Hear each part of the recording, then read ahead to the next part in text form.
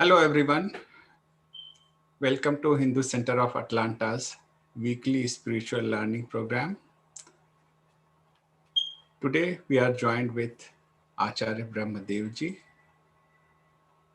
Acharya ji is delivering a lecture on a new series, Eeshopanishad.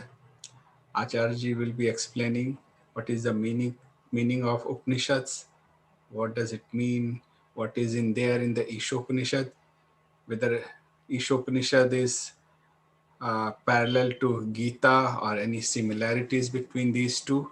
All these questions will be answered by Acharya ji. Acharya Brahmadev ji has had an inclusive educational background in science, banking, management, and Darshanacharya, Vedic philosophy, Darshan Yoga Mahavidyalaya, Gujarat, and a diverse career in financial services, industry, and at Arya Sabha, Mauritius. He has been a key resource person for Arya Sabha Mauritius on universal Vedic values, yoga and meditation, and on interfaith and intercultural dialogue at various national and international forums. The Mauritius Council of Religions, Arya Pratinidhi Sabha America, Greater Atlanta Vedic Temple, and Hindu Center of Atlanta Yoga and Meditation Center in Cumming. He is author of numerous insightful articles on Vedic philosophy and contemporary issues in English and French. Over to Acharya. Namaste, everybody. Welcome. Let's bring our mind to focus. Sit down straight with the body totally relaxed. Close the eyes gently, and while closing the eyes, pledge that we'll close our thoughts to external, our mind to external thoughts, and our hearts to external emotions. Deep inhale and exhale 2-3 times, focusing on the breath going in and out of the nostrils.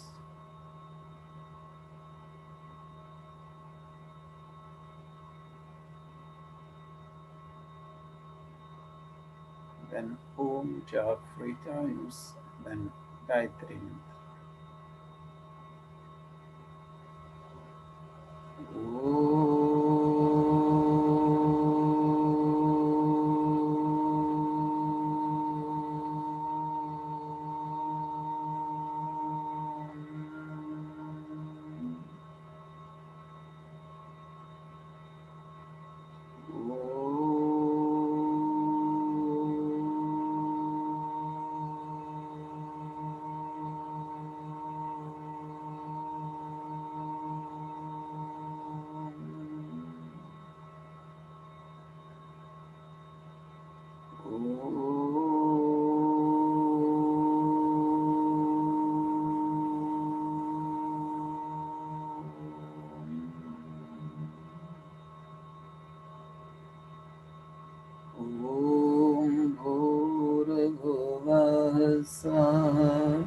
तत्सवितुर्वरेण्यं भर्गो देवस्य धीमहि धियो यो नः प्रचोदयात्. ॐ शान्ति शान्ति शान्ति. Namaste, everybody. So, this series is on the Eeshopanishad, and it's good to start with the meaning of Eeshopanishad. Eesh refers to Ishvara, God. So it describes some of the characteristics of God. Then Upanishad, Upanishad. Upa means near. Then Upanishad means sitting near God. So one concept is there which is defined in the first mantra. Ishavasyamidam sarvam yat kincha jagatyan jagat tena tyaktena bhunjitha magratha kasya siddhanam. So it says Eeshopanishad. The concept is there. Ishvara Sarva Vyapak, omnipresent, present everywhere and at all times. Question arises, if Ishvara is present everywhere and at all times, why do we sit near where we know already present in Ishvara and Ishvara is present within us? It's like we refer to one example is Rasgulla, the cheese ball in syrup. The rasgulla is in the syrup and the syrup is within the rasgulla.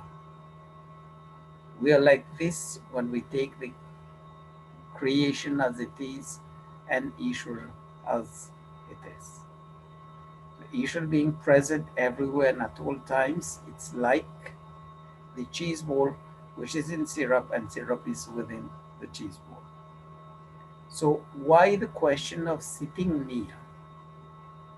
Often we find ourselves in the day-to-day world. We are present somewhere physically, but mentally, emotionally, we are connected somewhere else. So the question comes in those circumstances, the person in front of us will ask the question, आप कहाँ हैं? यहीं पे तो हैं. Are you here or not? So it's the same thing. Are we connected to God? Or it's just God is within us and we are all around us everywhere? And are we really connected to that? So it says Isha Vasyamidam Sarvam Yatkincha Jagatyam Jagat. Ishwar is present everywhere and at all times in this universe. No single point is there where Ishwar is not there. So it says if we are really connected with God, then we should remember that God is the one who administers the law of karma. And when God is there to administer the law of karma, present everywhere and at all times, none of our karma will escape its attention. And when none of the karma escapes its attention, we are bound to reap the results, the outcome of each and every of these karma. The positive, good karmas will give us a good yield, a good outcome, and the negative karma is going to give us the penalties or the pains, sufferings, and afflictions. So that is what is meant by Upanishad. Realize the presence of God everywhere and at all times. So whenever we are engaging into thoughts, into words, and into physical actions with the concept of God present everywhere at all times, will always be inspired to be good in life. And this is what is meant by Upanishad, sitting near Ishvara. That is, be connected, be ever mindful that whatever we do in life, we are going to be subject to the law of karma, which is administered by Ishvara God, nobody else. Yeah, physical world, there is the social justice, like we have the courts of laws, etc. So if we've gone there, we've paid the penalties, that karma is complete, the outcome is complete. But if we've managed through lawyers arguing our case to escape that, the outcome of that karma, we are not going to escape the divine justice. That is what is meant by Upanishad. Now, how do we find the connection with other text or other teachings. The second part of that first mantra says, Tena tyaktena bhunjita ma gridha kasya svidhanam. It says, remember Ishwar present everywhere and at all times. So whatever karma we do, we shouldn't covet or we shouldn't bear greed for what doesn't belong to us. We are masters of what belongs to us. Ultimately, if we realize we are not really the masters, we are the users, because when we depart this earth, everything remains here. But then, even if we take the concept we are the users, we shouldn't be like Duryodhan. Remember in the Gita, Duryodhan, when Krishna went to him, say, at least if you don't want to give the kingdom to the Jew or the Jews to the Pandavas, at least give them 5 small villages. They will live happily. But Duryodhan said, not a needle point. सुई के नोक के बराबर कुछ नहीं मिलेगा. So it says, Ma gridha kasya svidhanam. Don't greed or don't lust for what doesn't belong to you. So that is one way of linking that same philosophy. And the Gita is explaining the philosophy of the Eeshopanishad, and the Eeshopanishad itself stands as the last chapter in the Yajurveda, chapter 40. So now we can see the link. The Eeshopanishad flows from the Yajurveda, and the Gita flows from the Eeshopanishad. And the Gita, the philosophy of the Gita, is basically the philosophy of the Eeshopanishad and the 40th chapter. So it starts with one basic. It shows to us, if you look at the Gita, what was the outcome when Duryodhan didn't accept. He said, not a needle point. Vinash ho gaya tha. He was totally destroyed. That Kuru race, from the point of view of the Kauravas, Duryodhan and the 99 brothers, they were all wiped out. So this is the outcome of दूसरे के धन, दूसरे के चीजों पे लालच करना. And I can link that also to the yoga philosophy, which says asteya, do not steal. And that concept of do not steal is also found not only in Vedic Dharma, Hindu religion as it is generally known, but is also found in various faith beliefs in the world.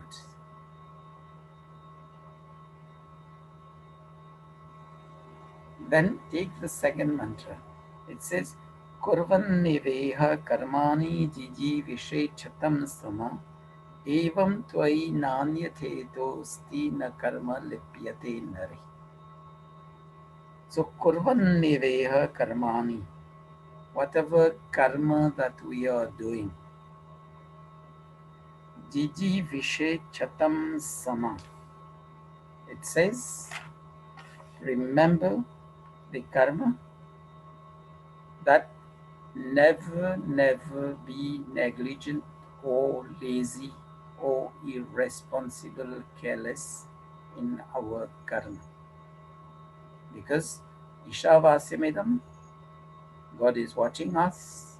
We have to affirm ourselves in our duties and responsibilities, and for that we need the proper knowledge. And the proper knowledge comes, if we can read the Vedas, fine, otherwise we go down to the Upanishads. If that is also not accessible to us, let's look at common, correct, good behavior around us. Otherwise, just listen to the guidance, the inner voice, the divine guidance within us. Then it says, Na karma lipyate nari. That is also bring us to the essence of the Gita's Nishkam karma. Don't get entangled with what will be the outcome of our karma. If we are following the precepts of Upanishad, sitting mindful of the presence of God. It's not that sitting and just praying 24 hours a day. No, it's being mindful of the presence of God everywhere. So when we are mindful of that, our karma will be always good. And when our karma is always good, don't worry about the outcome of the karma. Don't get entangled in that. It's bound to be good. Because if we plant mangoes, we are going to reap mangoes. But if we are going to plant wild grass or wild scrubs, जैसे कांटेदार पेड़ होते हैं ना जंगलों में, बबूल के पेड़ बोएंगे. If you plant trees that don't give fruit, will never get a fruit out of it. So it says don't get entangled in that, because if we keep doing good, we are going to reap the good things. And the more we are detached with our karma, what happens? It goes into selfless service, nishkam karma. And this is the foundations, the basis of building the base, the pillars for a better future, next lives after this present life. Because we all know till we don't reach mukti, moksha, we are in that circle of birth and death. And this week we are celebrating Diwali. There's the prayer there. Asato ma sadgamaya tamaso ma jyotirgamaya mrityorma mratam gamaya is bringing us to the same philosophy. With proper knowledge, we'll be able to distinguish between right and wrong. At least if we listen to the divine guidance within us, the inner voice that is also going to lead us to make the difference between right and wrong, and walking on that path of righteous living, doing the right things, will be moving out of the darkness of ignorance to the light of knowledge. Because as and when we start listening to the inner voice, reading the scriptures, getting the inspiration, our knowledge will go on increasing. And when knowledge goes on increasing and increasing, we'll be realizing the second part of the mantra, Tamaso Ma Jyotirgamaya, ultimately with good karma, increasing the Nishkam karma multifold, that overweighs or outweighs all the negative baggage we have been carrying since time immemorial in the various births, for which we've not yet reaped the fruit, the penalties of that. But the positive will outweigh them and will create the path, our own path to reach mukti and moksha. This is na karma lipyate nare, and we see that in the Gita. When Krishna tells Arjun, when he found in front of him the armies with the gurus, the peers, then the cousins, the relatives, he just was demoralized because he realized he's going to kill the near and dear ones. Then Krishna gives him that knowledge. Nainam chindanti pavaka, nainam shastrani. It says, neither arms can cut the soul, nor the fire can burn out the soul, nor the floods can wash out the souls, etc., nor the wind can dry it. So just do your karma, because these people have done wrong with the physical body. Until they are present in this physical body, they are going to continue to do wrong. Just do your karma. Don't worry about the results of that. Eventually they are going to die, but then you are going to create a better common good by eliminating the wrongdoers. So that is na karma lipyate nare. कर्म के जो नतीजा निकलेगा उसकी चिंता न करो, and don't get entangled in that. And then it's also outweighing, okay, killing these people is not complying to ahimsa, but then you have a duty to protect the common good by wiping out evil. So if you look at the concept of ahimsa also here, how we link it to na karma lipyate nare, if we have to protect ourselves, we have to protect dharma, we have to protect the common good of righteous living. We have to be like Krishna tells Arjun, and Arjun does accordingly. So Arjun, when he had the knowledge of that Nishkam karma, then he did the proper karma and got the proper outcome. So this is where the Upanishad leads us. Any questions on that before we move forward?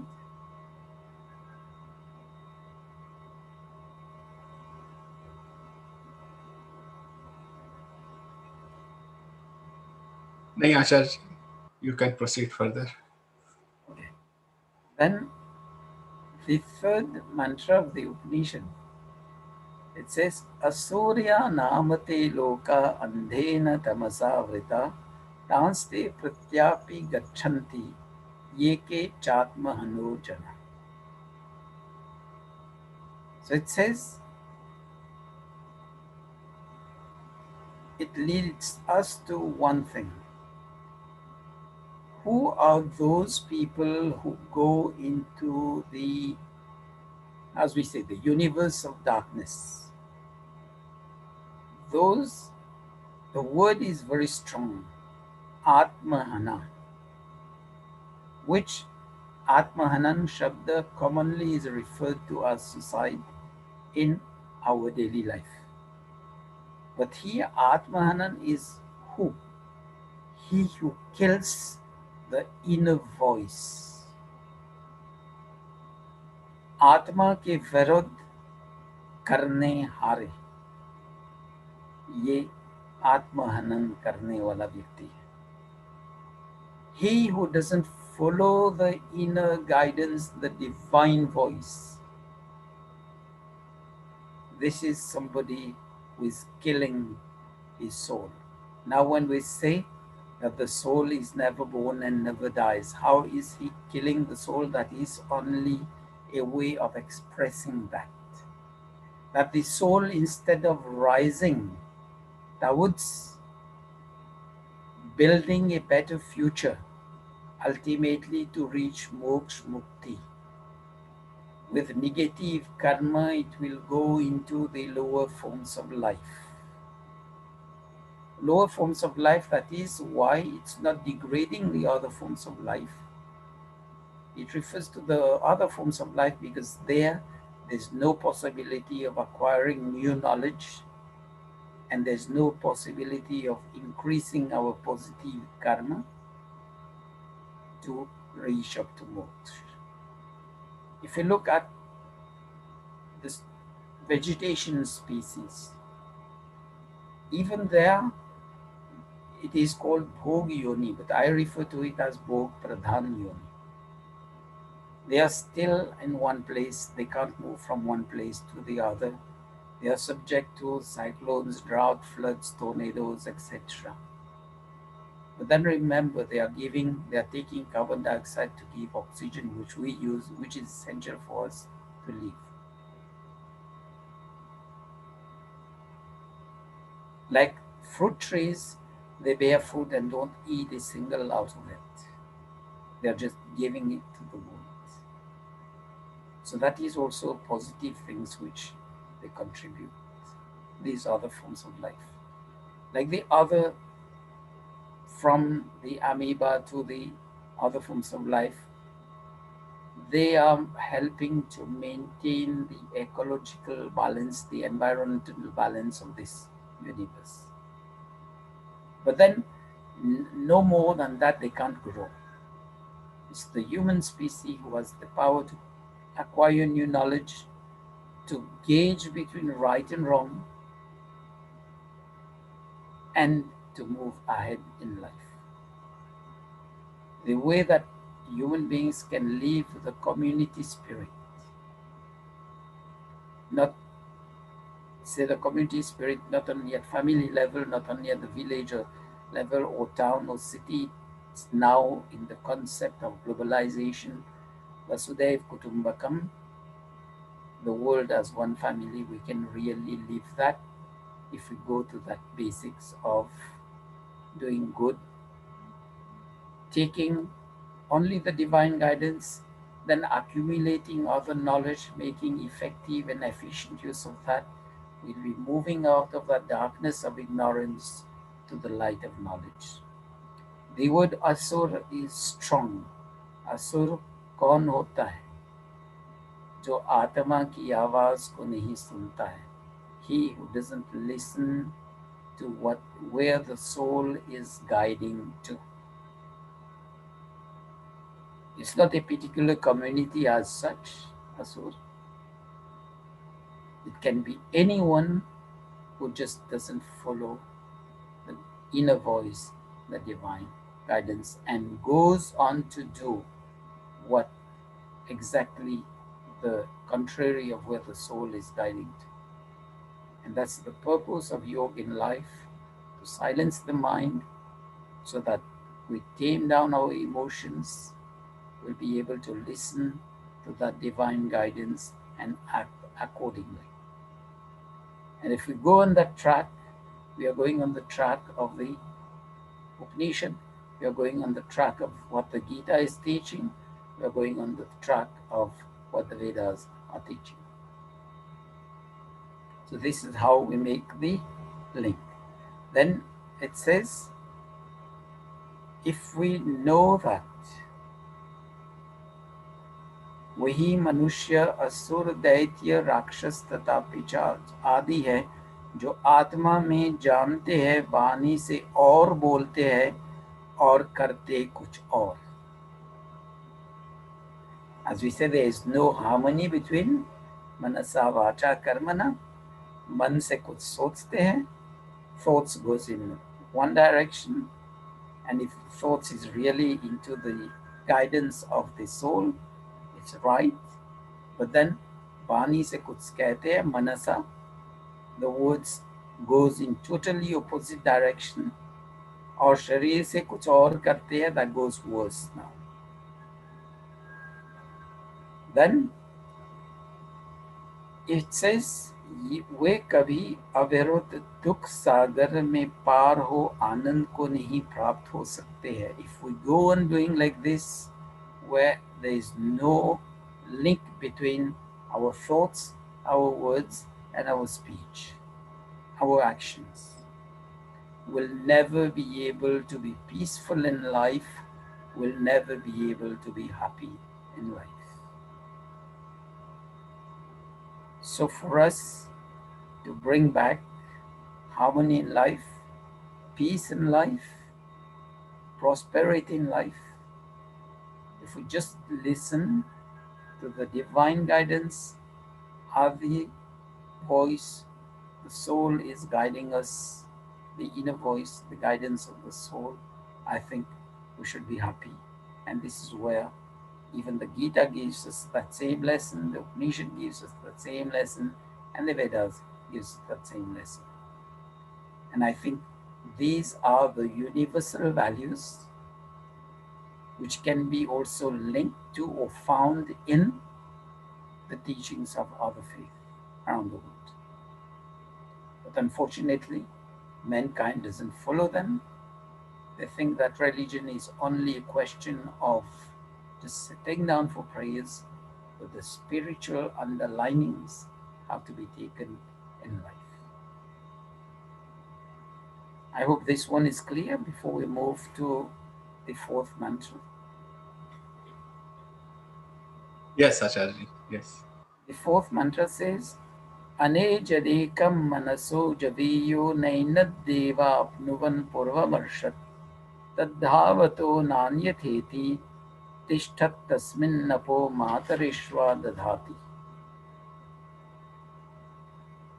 It says, when we are conscious about the omnipresence of God in the whole of the universe, ब्रह्म के अनंत होने से जहाँ जहाँ मन जाता है वहीं प्रथम से ही अभिव्याप्त पहले से स्थिर. Just a minute. No, it's not that. Yeah, it's fine. So if we know that every single place before even our mind or our heart travels, God is already there. And then just realize the capacity of our thoughts. It travels even faster than light. Like it's night in the US. If we think of the sun, we can also see the sunlight in front of us, even if we close our eyes and just imagine the sun in front of us. But for the light of the sun to reach us, it takes 13 seconds. No, 13 minutes. So how fast we've traveled. Even the day, during the day, we just close our eyes and think about the moon. We can feel the cool moon rays touching us. It's the capacity of our thought. There's another analogy to that. If you are eating sweets and think about salty snacks, rasgulla खा करके फिर नमकीन को याद आता है, you can feel the taste of that namkeen even in the rasgulla. And it's also the reverse. नमकीन खा रहे हो you and just think of rasgulla, उसके taste आते हैं. So when you're eating salty snacks, you just think about sweets, you can just feel that. Though it's not there, but our mind travels that fast. Then just imagine if we use that effectively, that rapidity of the mind working, if we use that effectively in life, how many things we can do well. And then it says, Tadhavato jnanate te tishtat tasmin napo matarishva dadhati.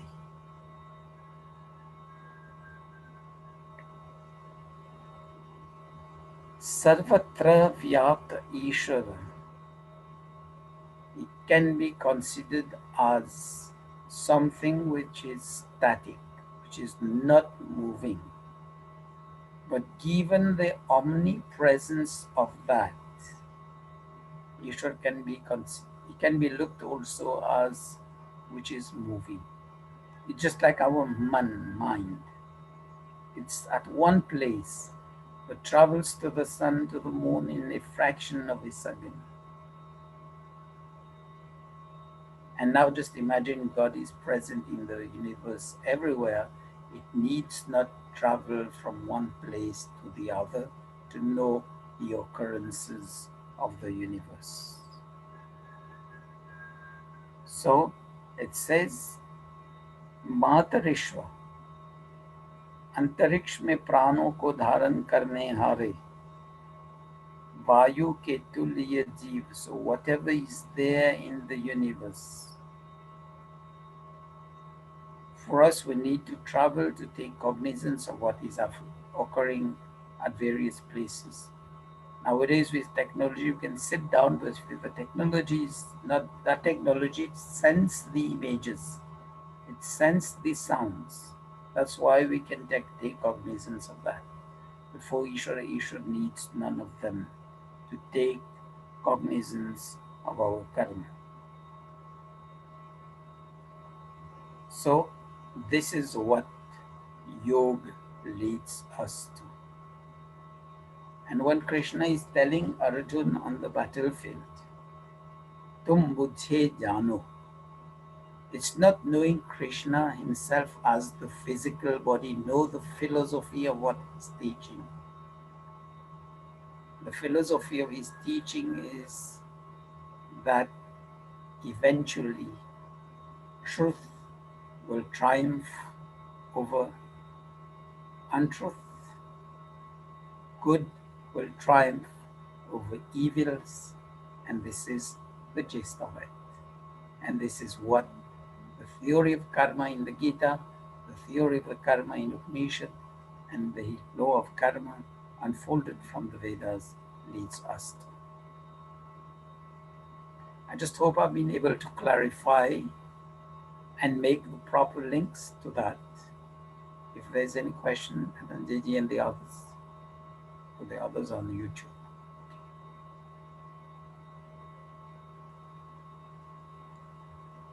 Lot of things to learn, Acharya ji. We will keep learning, and then we'll have all the questions at the end. Thank So you for let's close the session of today. yes. So thank you all for your attention. One Om job, sitting on straight. Start with observing the inhale and exhale process. That is one way of moving into dharana. Then dhyan, where we'll be able to observe our inner voice, the divine guidance within us. That's one of the process, easy process, which is to stabilize ourselves, start observing the breath going in and out of the nostrils, something which we take for granted.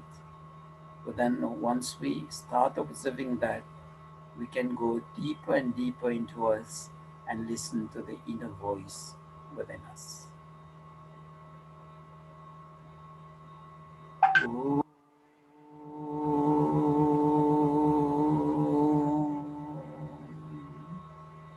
सभी को सादर नमस्ते नमस्ते to everybody.